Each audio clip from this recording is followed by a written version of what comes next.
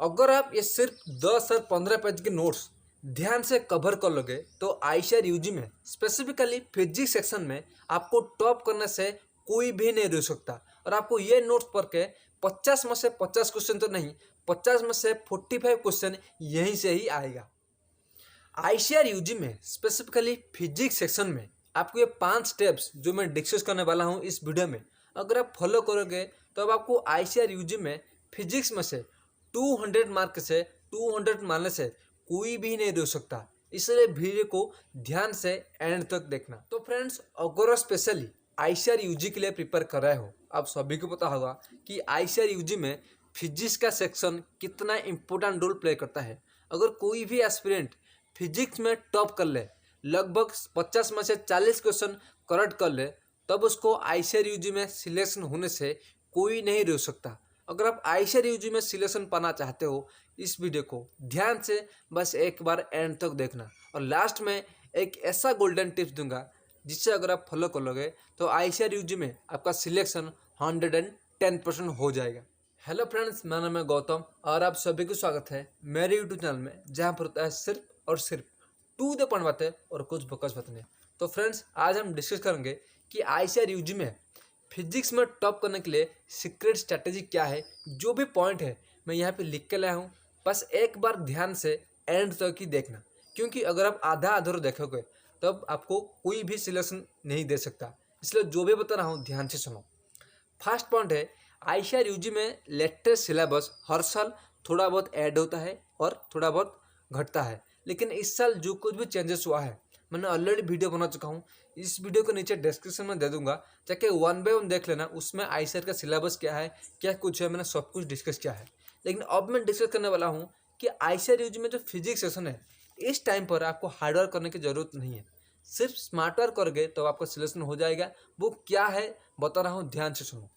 First point आपको बता दूंगा कि आईसीआर यूजी में जो फिजिक्स सेशन है उसमें 50 क्वेश्चन आता है। अगर आप एक क्वेश्चन करेक्ट करते हो तब आपको 4 मार्क मिलेगा, लेकिन अगर आप एक क्वेश्चन गलत करते हो तब आपको -1 नेगेटिव मार्क ही मिलेगा। ये बात ध्यान से सुनो।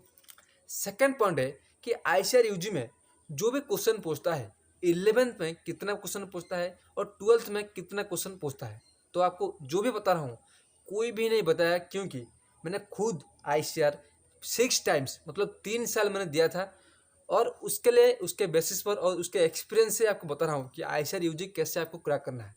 ओके, ध्यान से सुनो कि इंटरमीडिएट में स्पेशली आईसीआर यूजी में 45% क्वेश्चन वहाँ से आता है फिजिक्स, और 12th में 55% क्वेश्चन आता है फिजिक्स सेक्शन में, स्पेशली इंटरमीडिएट में।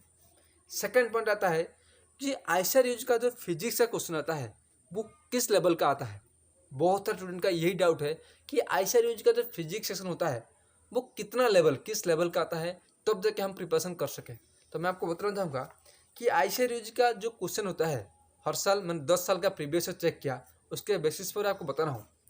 नीट में जो 2 साल प्रीवियस ईयर है वो फॉलो करता है। फॉर एग्जाम्पल, अगर आप 2022 में एग्जाम दे रहे हो तब आप 2021 और 2020 का नीट पेपर ध्यान से देखो, मतलब डीपली आपको देखना चाहिए। सेकेंड पॉइंट है आईसीआर प्रीवियस ईयर क्वेश्चन। अगर आप आईसीआर प्रीवियस ईयर क्वेश्चन 3 साल का ध्यान से डीपली देख लोगे तब आपका सिलेक्शन होने से कोई नहीं रुक सकता।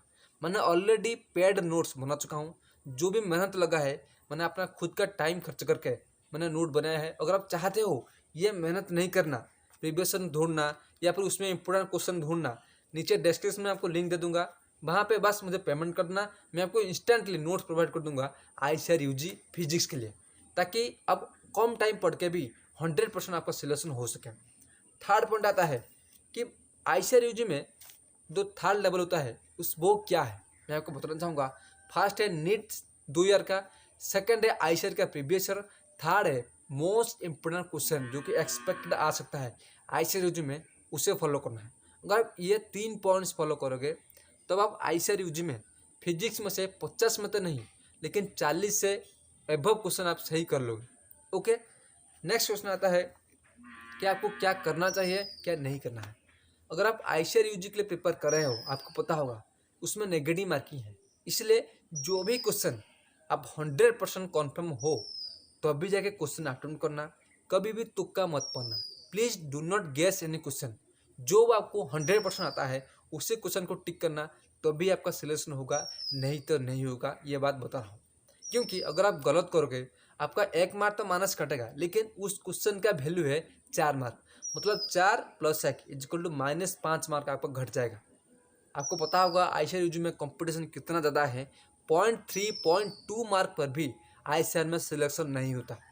ओके, सेकंड पॉइंट है मोस्ट इम्पोर्टेंट चैप्टर क्या है जिसे पढ़ने पर आपका सिलेक्शन हो सकता है।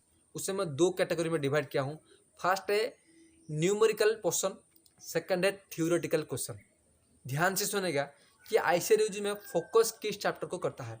न्यूमेरिकल पोर्शन में आईसीआर जो मोस्ट इम्पोर्टेंट चैप्टर फोकस करता है वो है टाइम एंड वर्क, सेकंड है लॉज ऑफ मोशन, थर्ड है वर्क पावर एनर्जी, फोर्थ है ग्रेविटेशन, फिफ्थ है थर्मोडाइनमिक्स, सिक्स्थ है इलेक्ट्रोस्टैटिक, सेवन्थ है करंट एंड इलेक्ट्रिसिटी।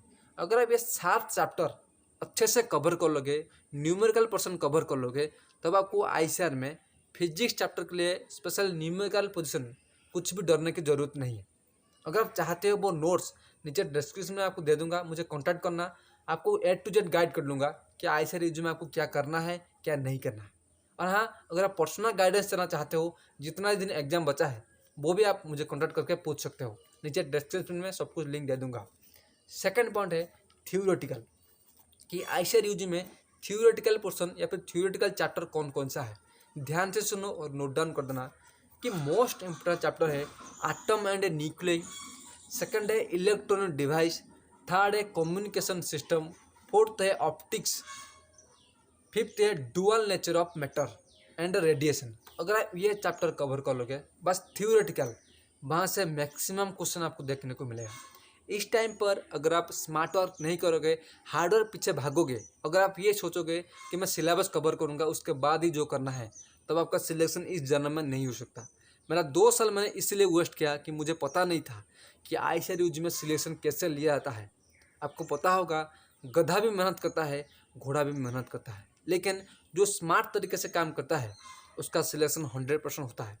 मैं ऐसा क्यों बोल रहा हूँ, क्योंकि मुझे पता है मैंने 4 साल मैंने वेस्ट किया है आईसीआर यूजी के लिए। मुझे ये सब पता है कि मुझे क्या करना है, कि कैसे करना है आईसीआर यूजी में मैं क्वालिफाई हो सकूँ। ओके, अगर आप पर्सनल गाइडेंस चाहते हो, नीचे डिस्क्रिप्शन में लिंक ज्वाइन कर देना, वहाँ पे मुझे कांटेक्ट कर देना। आपको A to Z गाइड करना कि आपको क्या पढ़ना है क्या नहीं पढ़ना है। आपको कम पढ़ना है लेकिन सटीक पढ़ना है, करेक्ट पढ़ना है, ताकि मैक्सिमम क्वेश्चन वहाँ से आ सके। कुछ एक्स्ट्रा चैप्टर पढ़ने की ज़रूरत नहीं है। मुझे आशा है आपको सब कुछ पता चल गया होगा कि आईसीआर यूजी में फिजिक्स सेक्शन में आप टॉप कैसे करेंगे। तो मुझे आशा है ये वीडियो बहुत ही अच्छा लगा होगा। अगर कुछ भी डाउट हो नीचे मुझे कमेंट करना, मैं आपको डेफिनेटली आंसर दूंगा। आज के लिए इतना ही, मिलता है नेक्स्ट वीडियो में, तब तक के लिए खुश रहिए, कीप स्माइलिंग।